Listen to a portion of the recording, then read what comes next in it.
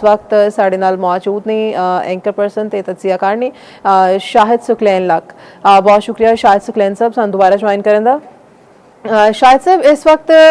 वज़ीर आज़म शहबाज शरीफ भी जड़े ने ईरान के शहीद सुप्रीम लीडर आयतुल्ला खामनाई की नमाज़ जनाजा में शिरकत करने लई ईरान विच मौजूद ने।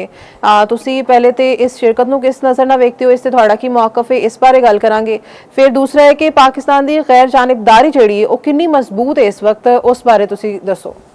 जी बिल्कुल, एक खबर है उनके जी पाकिस्तान के वज़ीर आज़म जनाब शहबाज शरीफ साहब एक आला सतह के वफद नाल जिहड़े वो पहुंच गए ने तेहरान।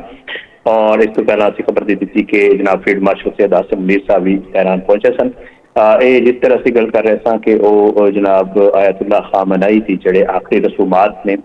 उन्होंने भी शिरकत वास्ते जिहड़ा वफद है जिहदे स्पीकर अयाज सादिक, नायब वज़ीर आज़म सागदार, वज़ीर इत्तलात अता तारड़, बिलावल भुट्टो जरदारी, नैयर बुखारी, वज़ीर आला सिंध बरादरी शाह और इस तो पहला जिहड़ा वो पाकिस्तान पीपल्स पार्टी के मुख्तलिफ रहनुमा और उसके अलावा जिहड़ा है वो अपोजिशन लीडर जनाब अल्लामा राजा नासिर अब्बास साहब और बाकी जितने भी रहनुमा ने पाकिस्तान तो अलावा जिहड़ा पाकिस्तान तो एक सहाफियों की बहुत वड्डी जिहड़ी तादाद है वो जिहड़ा है वो उत्थे तेहरान पहुंची है, क्योंकि ईरान ने ऐलान किया सी कि पाकिस्तान तो आने वाले जितने भी लोग होंगे उन्होंने जिहड़ा है वो प्रायोरिटी से वीज़ा भी दिता जाएगा और वीज़े के हवाले उन्होंने दस्सिया सी कि फ्री वीज़ा होएगा। इस वास्ते एक वड्डी तादाद जिहड़ा है पाकिस्तान तो मीडिया के लोग और उसके अलावा हुकूमत के मुख्तलिफ सियासी और दूसरे शख्सियात जिहड़े अहम शख्सियात ने वो पहुंच रहे हैं ईरान। और ये लोग जिहड़े उत्थे आयतुल्ला खामनाई के जिहड़े आखिरी रसूमात ने, क्योंकि ये पूरा एक शेड्यूल आया सी जिहड़े कि रसूमात ने शुरू हो रहे हैं और 9 जुलाई को तदफीन होनी। तो इस दौरान जिहड़ा है ये मुख्तलिफ जिहड़ा है वो मुख्तलिफ मकामात के उत्ते नमाज जनाजा भी अदा की जाएगी और उसके अलावा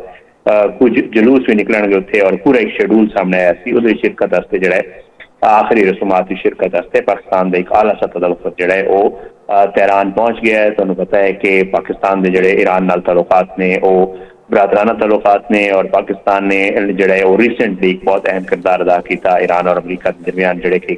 मुज़ाकरात हो रहे हैं और जो टैक्नीकल सतह के मुज़ाकरात रिसेंटली हुए हैं उहदे विच भी पाकिस्तान के मीडिएटर जिहड़ा है वो भी मौजूद सन। इस हफ्ते पाकिस्तान के ताल्लुकात और इन्हां चीज़ां नूं वेखदे पाकिस्तान की तरफ कुल वज़ीर आज़म शहबाज शरीफ जिहड़ा है उत्थे गए ने। इसके अलावा जिहड़ा है वो भारत जिहड़ा है वो ईरान की तरफ फुल इन्विटेशन आया सी, लेकिन क्योंकि नरेंद्र मोदी जिहड़ा कि भारत का इस वक्त वज़ीर आज़म है वो जिहड़ा किरदार है वो ईरान अमरीका जंग के दौरान जिहड़ा है वो बड़ा ही बुरा किरदार रहा है जिस तरह की उसकी शख्सियत है। और उसने उस वक्त इसराइल का दौरा भी किया सी, ईरान के जहाज़ के उत्ते हमला होया जो अमरीका ने किया तो उहदे विच भी मोदी का किरदार सी। ईरान ने इन्विटेशन भेजा सी लेकिन नरेंद्र मोदी जिहड़ा है वो क्योंकि ईरान अमरीका जंग के विच वाज़े तौर पर इसराइल का साथ दिंदा रहा और नाल खड़ा रहा। लेकिन दूजे पासे उसकी कोशिश यह भी सी कि जी वो जिहड़ा है ईरान नाल अपनी तजारत ते चीज़ां जारी रखे, इस वास्ते उस आप शिरकत नहीं करनी। पर भारत की तरफ भी जिहड़ा है उन्हें कह रहे हैं कि जी आला सतह का वफद जिहड़ा है वो जाएगा इस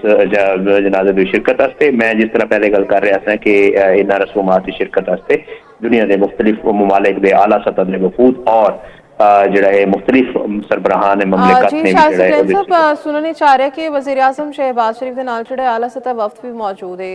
उन्हां जिहड़े सियासी आला सियासी शख्सियात ने उन्हां दे विच कौन-कौन मौजूद है, इस बारे कोई अपडेट्स हैं?